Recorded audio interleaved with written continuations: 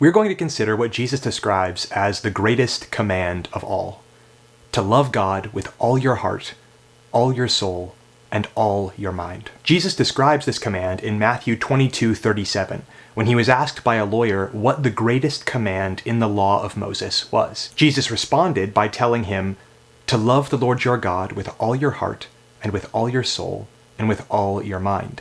This is the first and greatest commandment. As we think about the scope of that command, it's easy to see why Jesus described it as the greatest. The scope of the command is really limitless. It applies to any and every context in life. This is reflected in the word all, which is repeated 3 times, to love the Lord your God with all your heart, all your soul, and all your mind. In other words, we're supposed to love God with our whole being.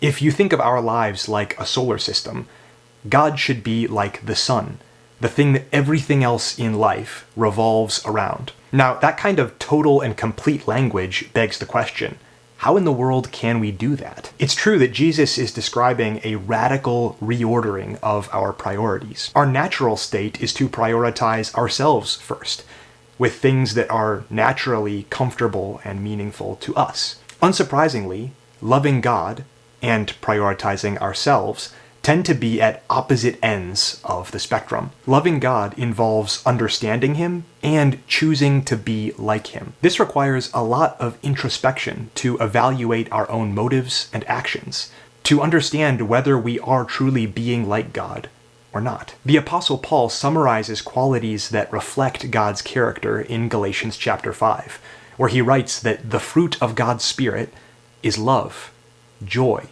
peace, patience, kindness, goodness, faithfulness, gentleness, and self-control. By developing and demonstrating those qualities in our lives, we show our love for God, and we become more like Him. We honor Jesus' command by reflecting these qualities in our relationships, our jobs, in our hobbies, and in our thoughts. As we reflect on the depth of this command, we have to acknowledge that it really is the work of a lifetime. With prayer and intentional effort, we can honor our Lord's command and learn to love our God above all else.